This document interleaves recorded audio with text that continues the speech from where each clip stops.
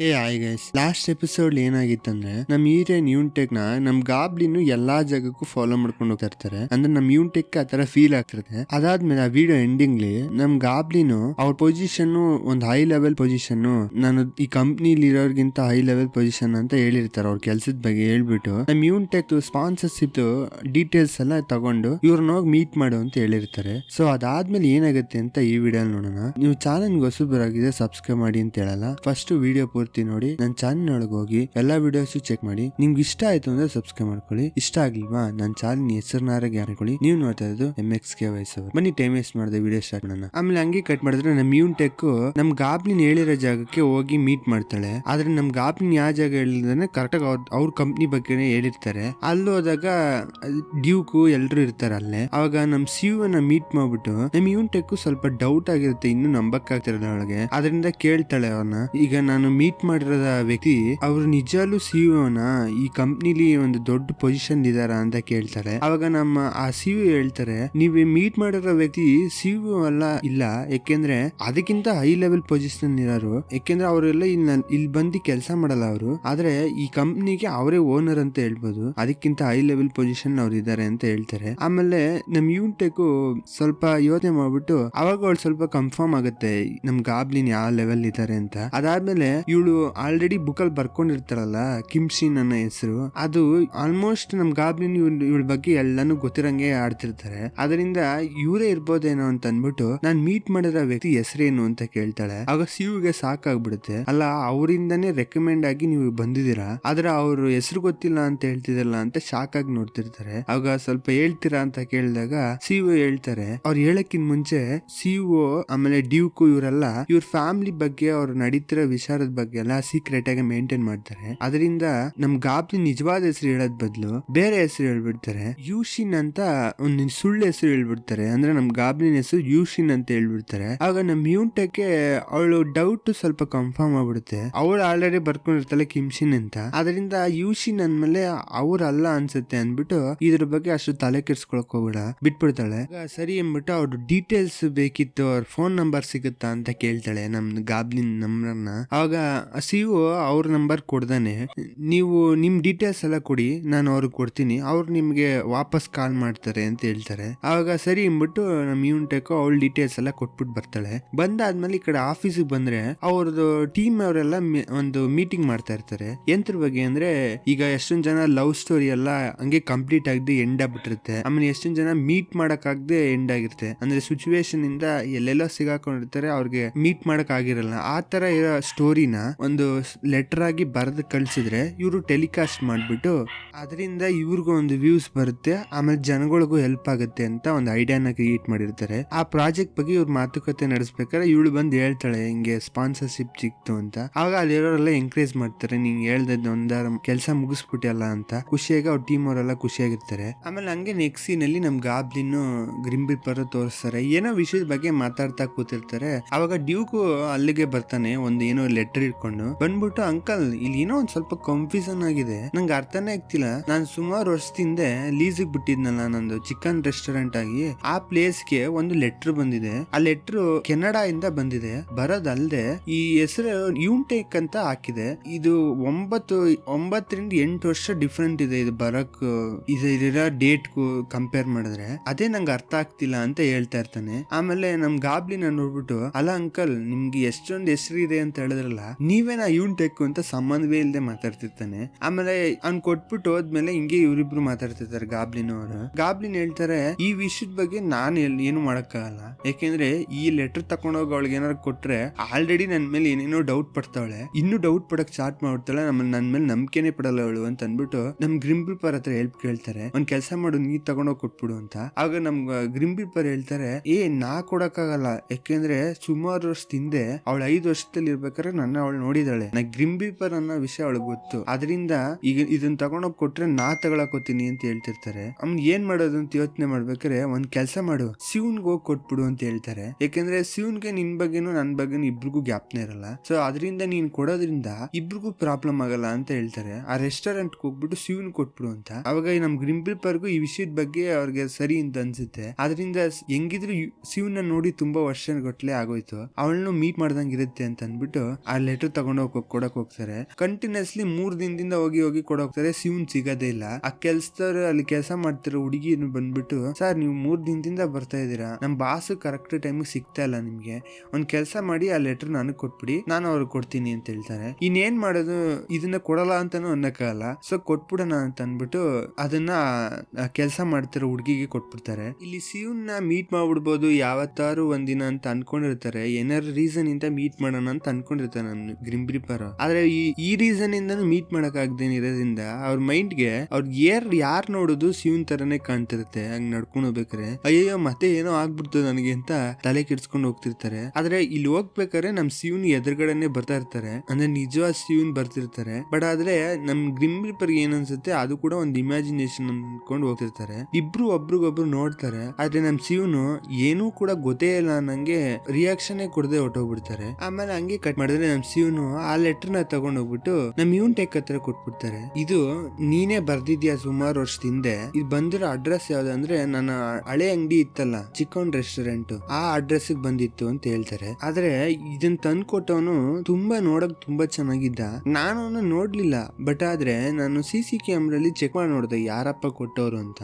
ಅವಾಗ ನೋಡಕ್ ತುಂಬಾ ಸ್ಮಾರ್ಟ್ ಆಗಿ ಚೆನ್ನಾಗ್ ಕಾಣ್ತಿದ್ದ. ಸೊ ಅದರಿಂದ ನಿನ್ ಲೆಟ್ರು ನೀನು ಬರ್ದಿದ್ಯಾ ನನಗೆ ಯಾಕೆ ಅಂತ ಅಂದ್ಬಿಟ್ಟು ನಿನಗೆ ಕೊಟ್ಬಿಟ್ಟೆ ಅಂತ ಹೇಳ್ಬಿಟ್ಟು ಹೊಟ್ಟೋಗ್ತಾರೆ. ಆಗ ನಮ್ ಯೂನ್ಟಕ್ಕೆ ಅವಳಿಗೆ ಅರ್ಥನೇ ಆಗಲ್ಲ. ಕೆನಡಾಗ್ ಹೋಗಿ ಕೆನಡಾ ಇಂದ ಸೆಂಡ್ ಆಗಿದೆ ಇದು ಅಂತ ಅಂದ್ಬಿಟ್ಟು ಅವಳಿಗೆ ಶಾಕ್ ಆಗಿರುತ್ತೆ. ಮೇನ್ ಆಗಿ ಒಳಗೆ ಒಂದ್ ವಿಷಯ ಅರ್ಥ ಆಗ್ತಿದ್ದು ಏನಂದ್ರೆ ಅವಳ ಹತ್ರ ಪಾಸ್ಪೋರ್ಟ್ ಆ ಟೈಮ್ ಇರಲ್ಲ. ಅದ್ ಹೆಂಗ್ ಹೋಗ್ಬಿಟ್ಟು ಅಲ್ಲಿಂದ ನಾನು ಸೆಂಡ್ ಮಾಡಿದೀನಿ ಅಂತ ಅವಳಿಗೆ ಅರ್ಥ ಆಗ್ತಿರಲ್ಲ. ಸರಿ ಅನ್ಬಿಟ್ಟು ಅದೊಂದು ಬುಕ್ ಓಪನ್ ಮಾಡಿ ಓದಿದ್ರೆ ನಮ್ ಯೂನ್ಟಕ್ ಅವ್ರ ಅಮ್ಮನ್ನ ನೆನ್ಸ್ಕೊಂಡ್ ಬರ್ದಿರ್ತಾಳೆ. ಅಮ್ಮ ನಾನು ಈ ಕಡೆ ಚೆನ್ನಾಗೇ ಇದೀನಿ, ಒಬ್ಬರನ್ನ ಮೀಟ್ ಮಾಡಿದೀನಿ, ಅವ್ರು ನನ್ನ ಚೆನ್ನಾಗಿ ನೋಡ್ಕೋತಾ ಇದಾರೆ, ನೀವು ಅಲ್ಲೇ ಆಫ್ಟರ್ ಲೈಫ್ ಅಲ್ಲಿ ತುಂಬಾ ಚೆನ್ನಾಗಿದ್ದೀರಾ ಅಂತ ಅನ್ಕೊಂಡಿದೀನಿ, ನಾನು ಇದನ್ನ ಕೆನಡಾ ಇಂದ ಬರ್ದ್ಬಿಟ್ಟು ಕಳಿಸ್ತಾ ಇದೀನಿ ಅಂತ ಆ ಲೆಟರ್ ಅಲ್ಲಿ ಬರ್ದಿರ್ತಾಳೆ. ಅದನ್ನ ಓದಿದಾಗ ನಮ್ ಯೂನ್ಟೆಕ್ಗೆ ತಲೆ ಸಿಡ್ದಂಗ್ ಆಗ್ತಿರುತ್ತೆ. ಯಾಕಂದ್ರೆ ಅವಳಿಗೆ ಏನ್ ಮಾತಾಡೋದು ಅಂತಾನೆ ಅರ್ಥ ಆಗ್ತಿರಲ್ಲ. ನಾನು ಯಾರ ಜೊತೆ ಇದ್ದೆ, ಮೋಸ್ಟ್ಲಿ ನಾನು ಆ ಡೈರಿಲಿ ಬರ್ದಿರೋ ಆ ಕಿಮ್ಶಿನ್ ಜೊತೆ ಇದ್ನ. ಆದ್ರೆ 8 ವರ್ಷದಿಂದ ನಾ ಮೀಟ್ ಮಾಡಿರೋ ಆ ಕಿಮ್ಶಿನ್ ಯಾಕೆ ನಾ ಇನ್ನೂ ಮೀಟ್ ಮಾಡಿಲ್ಲ, ನಂಗೆ ಯಾಕೆ ಈ ವಿಷಯದ ಬಗ್ಗೆ ಎಲ್ಲ ನನಗೆ ಜ್ಞಾಪನೆ ಇಲ್ಲ.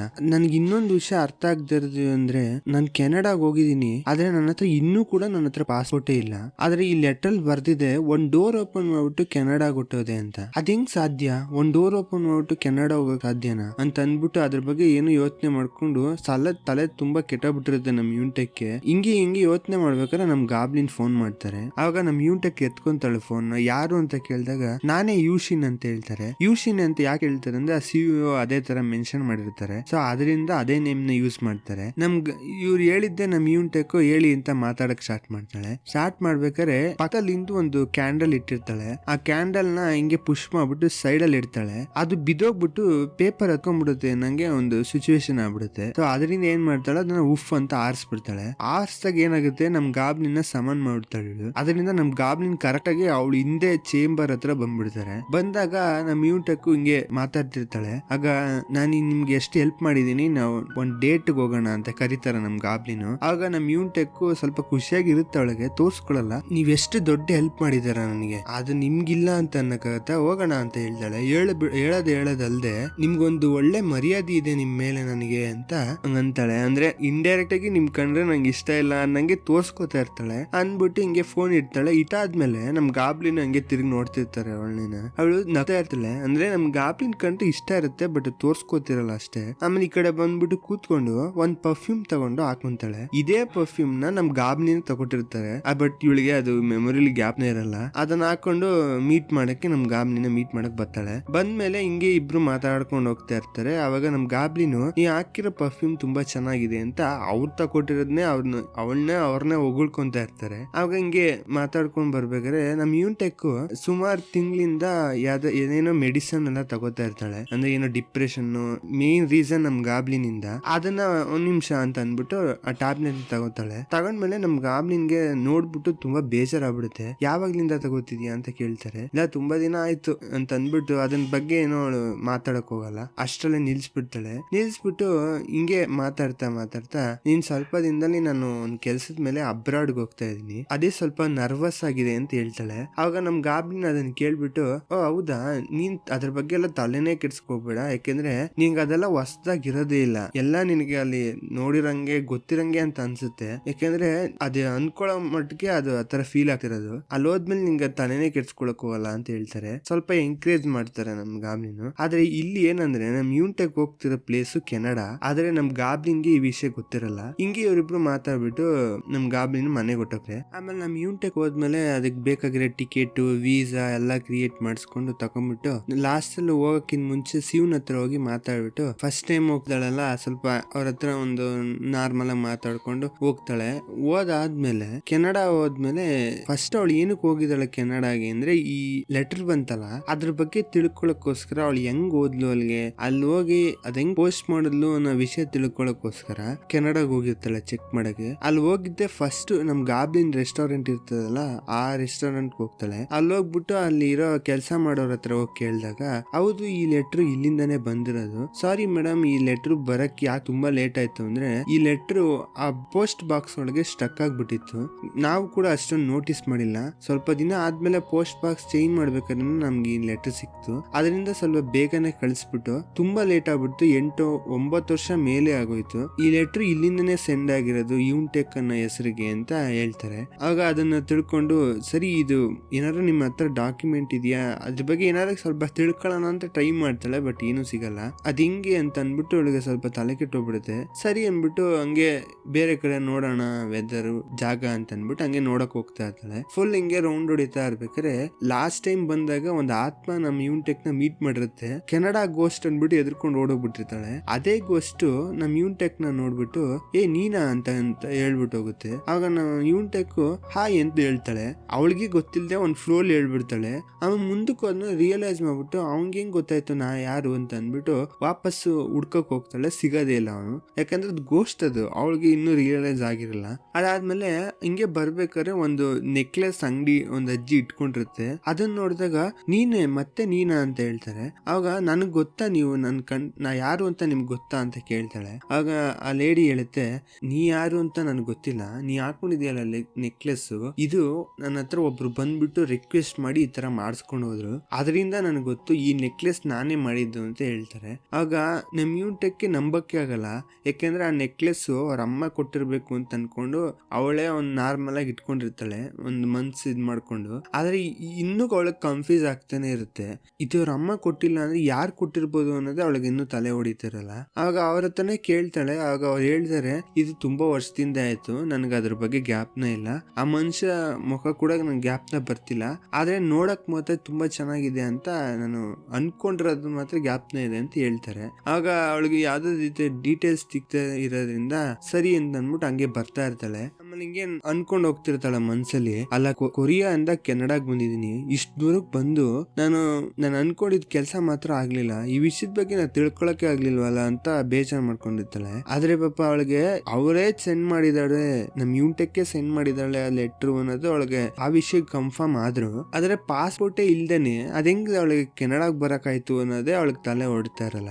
ಏನು ಮಾಡಕ್ಕಾಗಲ್ಲ ಅಂತ ಅಂದ್ಬಿಟ್ಟು ಆ ಜಾಗದಲ್ಲಿರೋ ಎಲ್ಲಾ ವಿಷಯ ನೋಡ್ತಾ ಇರ್ತಾಳೆ, ಹಂಗೆ ಸುತ್ತಿ ರೌಂಡ್ ಹೊಡಿತಾ ಇರ್ತಾಳೆ. ಆಮೇಲೆ ಈ ಕಡೆ ನಮ್ ಗಾಬ್ಲಿನ ತೋರಿಸ್ತಾರೆ. ನಮ್ ಗಾಬ್ಲಿಂಗೆ ನಮ್ ಯೂನ್ಟೆಕ್ ಯಾವ ಕಂಟ್ರಿಗೆ ಹೋಗೋಳೆ ಅನ್ನೋ ವಿಷಯ ಗೊತ್ತಿಲ್ಲದೆ ತುಂಬಾ ಬೋರ್ ಹೊಡಿತಿರುತ್ತೆ. ಅದಕ್ಕೆ ಏನ್ ಮಾಡೋದು ಅಂತ ಯೋಚನೆ ಮಾಡ್ಬಿಟ್ಟು ಸರಿ ಗ್ರಿಮ್ ರಿಪರ್ ಸುಮ್ನೆ ಕೂತಿರ್ತಾನೆ, ಅವನೋಗಿ ತಲೆ ತಿನ್ನೋಣ ಅಂದ್ಬಿಟ್ಟು ನಮ್ ಗಾಬ್ಲಿನ್ ಬರ್ತಾರೆ. ಬಂದ್ಬಿಟ್ಟು ನಮ್ ಯೂನ್ಟೆಕ್ ಯಾವ ಕಂಟ್ರಿಗೆ ಹೋಗೋಳೆ ಅನ್ನೋದೇ ನಂಗೆ ಅರ್ಥ ಆಗ್ತಿಲ್ಲ, ಇರು ಒಂದ್ ಕೆಲಸ ಮಾಡ್ತೀನಿ ಅಂದ್ಬಿಟ್ಟು ಡೋರ್ ಓಪನ್ ಮಾಡ್ಬಿಟ್ಟು ಎಷ್ಟೊಂದ್ ಕಂಟ್ರಿಗೆ ಹೋಗಿ ಬರ್ತಾ ಇರ್ತಾರೆ. ಹೋಗಿ ಬರೋದಲ್ದೆ ಒಂದ್ ಕಂಟ್ರಿಗೆ ಹೋಗಿ ಅಲ್ಲಿರೋ ಮಮ್ಮಿದು ಸಾವ ಪಟ್ಟಿಗೆ ಇರುತ್ತಲ್ಲ ಅದನ್ನ ತಗೊಬಂದಿದ್ದೆ. ನಮ್ ಗ್ರಿಮ್ ರಿಪರ್ಗೆ ತುಂಬಾ ಶಾಕ್ ಆಗ್ಬಿಡುತ್ತೆ. ನೀ ಏನ್ ಮಾಡ್ತಿದ್ದೀನಿ ನಿಂಗೆ ಅರ್ಥ ಆಗ್ತಾ ಇದೆಯಾ, ನೀ ಮಾಡಿರೋ ವಿಷಯದಿಂದ 2 ಕಂಟ್ರಿಗೆ ಜಗಳ ಆಗುತ್ತೆ, ಯುದ್ಧನೇ ನಡೆಯಬಹುದು, ಫಸ್ಟ್ ನೀ ಎಲ್ಲ ಎತ್ಕೊಂಡು ಅದನ್ನ ಫಸ್ಟ್ ಅಲ್ಲಿ ಇಟ್ಬಿಡ್ಬಂದ್ಬಿಡು ಅಂತ ಹೇಳ್ತಿರ್ತಾರೆ ಕಿರ್ಸ್ಕೊಂಡು. ಆಗ ನಮ್ ಗಾಬ್ಲಿನು ಎಲ್ಲಾ ಕಂಟ್ರಿ ಹೋಗಿ ಬಂದ್ಬಿಟ್ಟಿರ್ತಾರೆ ಆಲ್ಮೋಸ್ಟ್ ಆಲ್, ಇನ್ನೊಂದ್ ಕಂಟ್ರಿ ಹೋಗಿಲ್ಲ, ಆ ಕಂಟ್ರಿಗೆ ಹೋಗ್ಬೇಕು ಅಂತ ಅಂದ್ಬಿಟ್ಟು ಇದನ್ನು ತಗೊಂಡೋಗಿ ವಾಪಸ್ ಇಟ್ಬಿಟ್ಟು ಆ ಕಂಟ್ರಿಗೆ ಹೋಗ್ಬೇಕು ಅಂತ ಹೋಗ್ತಾ ಇರ್ತಾರೆ. ಯಾವ ಕಂಟ್ರಿ ಅಂದ್ರೆ ಕೆನಡಾಗೆ. ಆಗ ನಮ್ ಯೂನ್ಟೆಕ್ ಹಂಗೆ ನಡ್ಕೊಂಡ್ ಬರ್ತಾ ಇರ್ತಾಳೆ. ಅದೇ ರೆಡ್ ಡೋರ್ ಇರುತ್ತಲ್ಲ, ಫಸ್ಟ್ ಟೈಮ್ ನಮ್ ಯೂನ್ಟೆಕ್ ಗಾಬ್ಲಿನ್ ಕರ್ಕೊಂಡ್ ಬಂದಿರ್ತಾರಲ್ಲ ಕೆನಡಾಗೆ, ಆ ಪ್ಲೇಸ್ ಹತ್ರ ನಡ್ಕೊಂಡು ಹೋಗ್ತಾ ಇರ್ತಾಳೆ. ನಡ್ಕೊಂಡು ಹೋಗ್ಬೇಕಾದ್ರೆ ಈ ಡೋರ್ ಎಲ್ಲೋ ನೋಡ್ದಂಗಿದೆಯಲ್ಲ ಅಂತ ಹಂಗೆ ಗಮನಿಸ್ಕೊಂಡ್ ಬರ್ತಿರ್ತಾಳೆ. ಅವಾಗ ನಮ್ ಗಾಬ್ಲಿನ್ ಆ ಡೋರ್ ಓಪನ್ ಮಾಡ್ಕೊಂಡ್ ಬರ್ತಾರೆ. ಬಂದಾಗ ಡೈರೆಕ್ಟ್ ನಮ್ ಯೂನ್ಟೆಕ್ ನೋಡಿದ್ರೆ ಅವ್ರಿಗೆ ಗಾಬರಿ ಆಗ್ಬಿಡುತ್ತೆ. ನಮ್ ಯೂನ್ಟೆಕ್ ದೂರ ನೋಡ್ತಾ ಇರ್ತಾಳೆ. ಆವಾಗ ವಾಪಸ್ ಹಿಂಗ್ ಹೋಗಕ್ ನೋಡ್ತಾರೆ, ಡೋರ್ ಓಪನ್ ಆಗಲ್ಲ. ಅವಾಗ ಏನ್ ಮಾಡಕ್ಕಾಗದೆ ಇಬ್ರು ಮುಖ ನೋಡ್ತಾ ಇರ್ತಾರೆ. ಸೊ ಇವತ್ತಿನ ಎಪಿಸೋಡ್ ಇಲ್ಲಿಗೆ ಮುಗಿಯುತ್ತೆ. ನಿಮ್ಗೆ ಇಷ್ಟ ಆಯ್ತು ಅಂತ ಅನ್ಕೋತೀನಿ. ಇಷ್ಟ ಆಗಿದ್ರೆ ಲೈಕ್ ಮಾಡಿ, ಶೇರ್ ಮಾಡಿ, ಸಬ್ಸ್ಕ್ರೈಬ್ ಮಾಡಿ, ಆಮೇಲೆ ಆ ಬೆಲ್ ಐಕಾನ್ ನ ಕ್ಲಿಕ್ ಮಾಡಿಕೊಳ್ಳಿ. Thank you for watching.